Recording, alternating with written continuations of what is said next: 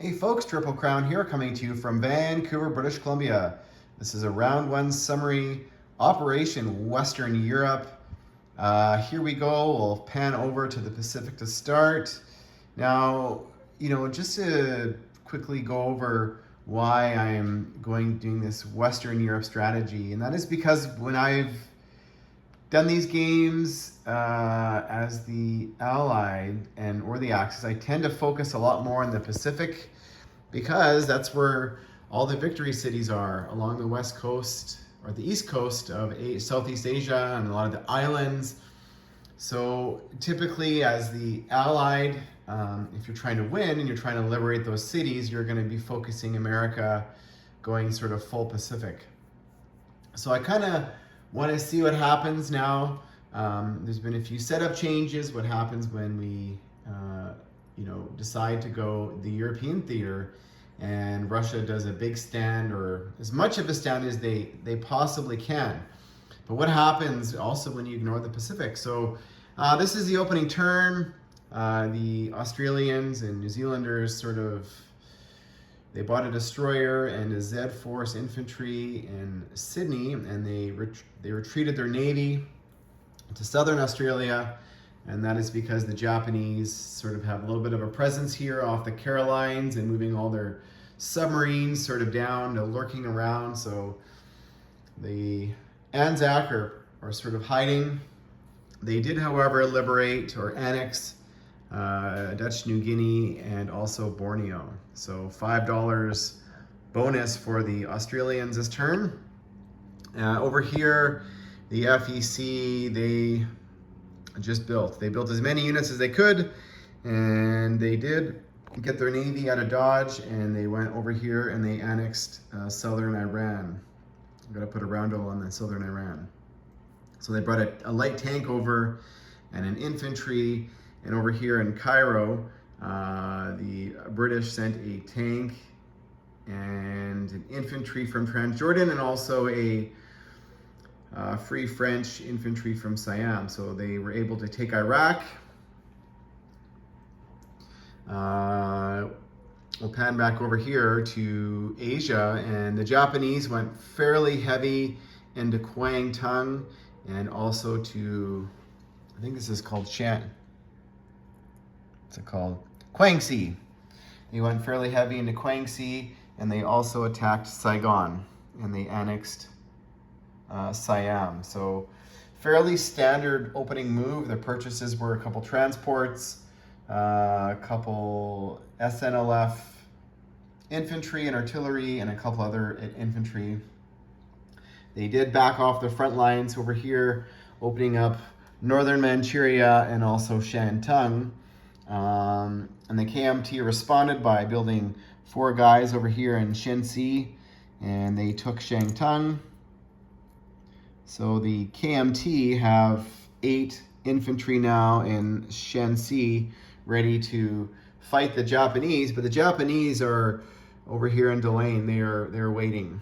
So what's going to happen there? Are the Japanese going to keep spending over here to fight the CCP and KMT army, or are they going to grab all these guys with their transports and head maybe down here in the Pacific to grab some of these money islands or set up for the Calcutta Crush? The Russians over here, they retreated, and we'll get into the Russians in a second, but we'll talk about the Americans. They built a military base over here in Hawaii, and amalgamated their Pacific fleet over here off the coast of Hawaii, and they built a couple Marines back here in San Francisco, and they lend lease a tank, light tank, to the KMT.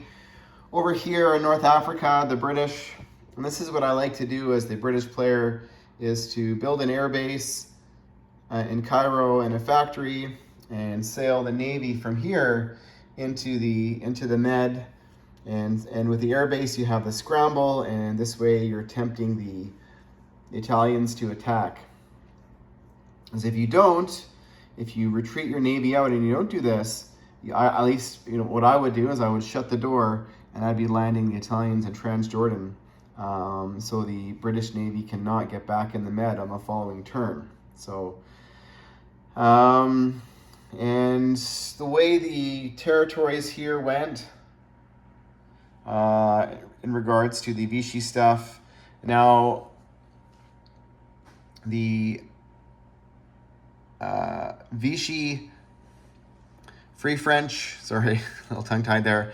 There was a little bit of a naval battle here. The Germans had a destroyer, and the British sank it. And the British also were able to, I guess, Free French. They had a naval transport that survived off the coast of Marseille, and it came and grabbed a couple guys from northern Algeria and went and reinforced Gibraltar.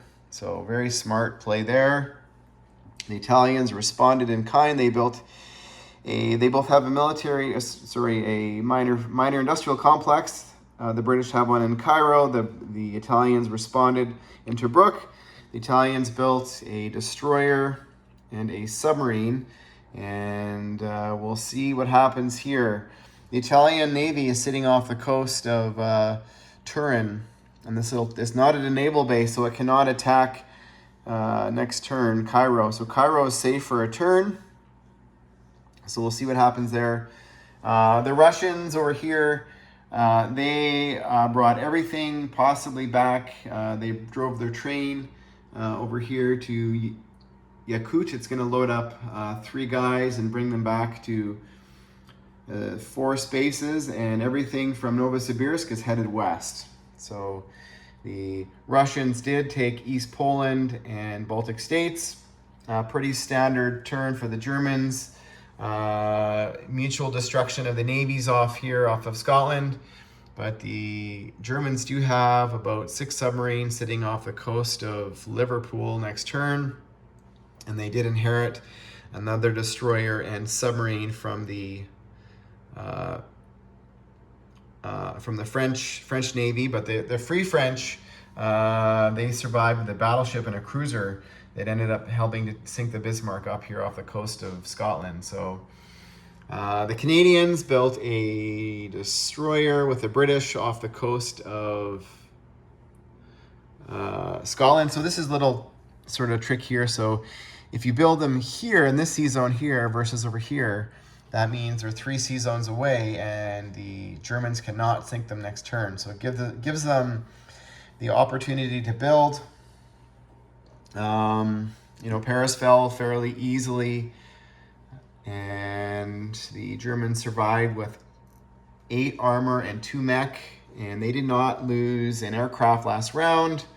However, they did not get their bonus for having units along the coast because they evacuated their unit from Oslo to go fight in Narvik. So we'll see there what happened. South Africa just kept their money. The battle for the Graaf Spree, the British lost a destroyer and a South African transport, and the Germans lost the Graaf Spee or Spree or whatever it's called. So but that's all we got for round 1, folks. And round 2, Germany has 90 to spend. The Japanese have 49, and I'm just doing kind of low luck for the economies. So the Russians and the Americans, I'm giving them 13 last round, and I'll be giving them 12 this round. So the average right down the middle, because I kind of want to see what happens when America starts going full Europe, and the British start joining in the fight, and the Canadians, how much of a fight do the Italians put up for Africa or North Africa? I'm curious to see what happens here, given the fact that the Italians, if the Americans are going to go full Pacific, it kind of gives the Italians sort of a free hand in terms of they can just keep building navy and keep fighting for the Mediterranean and maybe send some units into Russia. They don't have to build that many ground units because they don't have to worry about Rome. But what happens? Are the Allies gonna do a landing here in Gibraltar, which gives them the option of landing in Western Europe, but then also maybe taking a stab at Rome. Keep the Italians honest, make them build units here, which should save Cairo in the game. So we'll see what happens there, and stay tuned for round 2.